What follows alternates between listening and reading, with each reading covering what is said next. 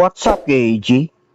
Alam mo ba, kahit tama yung trade mo sa crypto, kahit sakto yung timing mo, may possibility na may kumikita pa rin sa ibabaw mo. Hindi ka na-scam, hindi ka nagkamali, pero may nauna lang sa'yo. Ito yung pag-uusapan natin ngayon. MEV. Pag-usapan natin. Let's go! Alam mo, karamihan sa tao, akala nila simple lang ang crypto. Buy low, sell high. Timing lang, strategy lang. Pero may isang layer dito na hindi nakikita ng beginners. At minsan, kahit intermediate users, hindi rin naiintindihan. Parang may hidden game na nangyayari sa likod. At doon pumapasok ang MEV, Max Extractable Value. Pero wag ka muna matakot sa term. Explain ko sa iyo sa pinakasimple na paraan. Jeepney o pila system. Isipin mo, nasa pila ka ng jeep. Ikaw, maaga ka dumating, nasa harap ka na. Tapos biglang may sumingit, pero hindi lang basta singit. May bayad pala siya sa driver. So kahit nauna ka, siya pa rin ang unang makakasakay. Ganun na nangyayari sa blockchain. Sa crypto, lalo na sa mga network kaya ng Ethereum, lahat ng transaction pumupunta sa isang waiting area. Ang tawag doon, meme pool. Parang pila. Ngayon, yung mga miners or validators, sila yung pumipili kung anong transaction ang mauuna. At guess what? Pwede nilang i-rearrange yan. Pwede nilang unahin yung mas profitable sa kanila. At doon pumapasok yung MEV. Real Talk Termination. MEV. Kita ng kinukuha ng mga insiders sa pamamagitan ng pagmanipulate ng order ng transaction. Hindi illegal, pero hindi rin ito fair. Ito yung pinaka-common. Sample. Bibili ka ng token, malaki yung amount mo. So kapag pumasok yung order mo, tataas ang value. Ngayon, may bot na nakakita ng transaction mo. Anong gagawin niya? Bibili siya bago ka. Tapos pag tumaas na dahil sa order mo, bebenta siya. So, siya ang kumita. Ikaw, mas mahal mo na bili. Tanong, kung ikaw yung user, okay lang ba sa'yo na ginagamit ka para kumita ang iba? Pangalawang example, sandwich attack. Ito yung mas brutal. Ganito yung flow. May nakita silang buy order mo. Bibili sila bago ka. Siyempre, tataas yung presyo. Papasok yung order mo, lalong tataas. Ibibenta nila agad. Ikaw ang nasa gitna, kaya sandwich. At yung difference sa price, yun ang kita nila.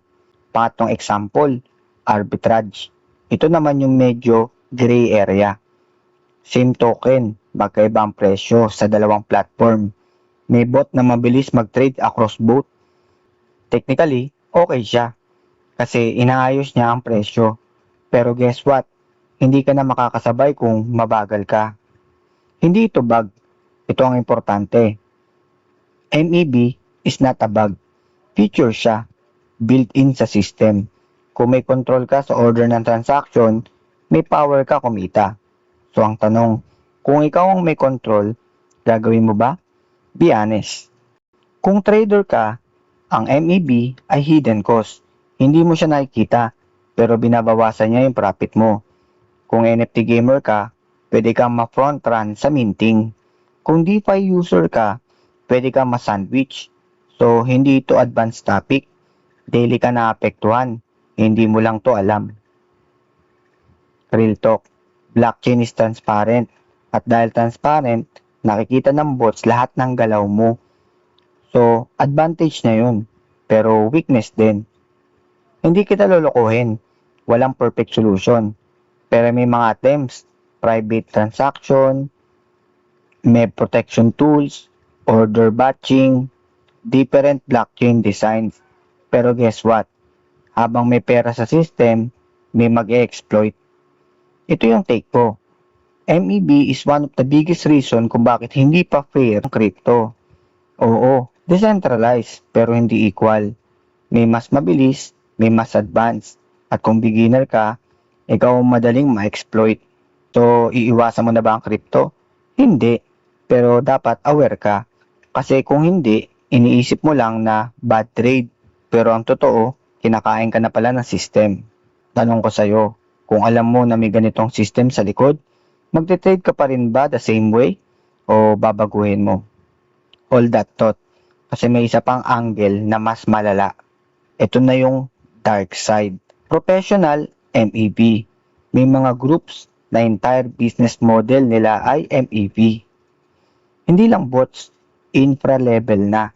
They invest millions para lang mauna sa transaction. So isipin mo, ikaw, naka-phone lang versus sa kanila, naka-server farms. Fair ba ang laban? Ito yung hindi sinasabi sa'yo. MEV is like tax. Hindi siya obvious pero binabayaran mo siya. Ang difference lang, hindi government ang kumukuha, private actors. Kung gusto mong tumagal sa crypto, hindi sapat ang basic knowledge. Kailangan mo maintindihan ang game behind the game. Kasi kung hindi, lagi kang magiging liquidity. So next time na mag-trade ka, tanungin mo ang sarili mo, ikaw ba ang kumikita o ikaw yung ginagamit para kumita ang iba? Kung may natutunan ka dito, good. Pero mas importante, i-apply mo. Kasi awareness without action is useless. Game on!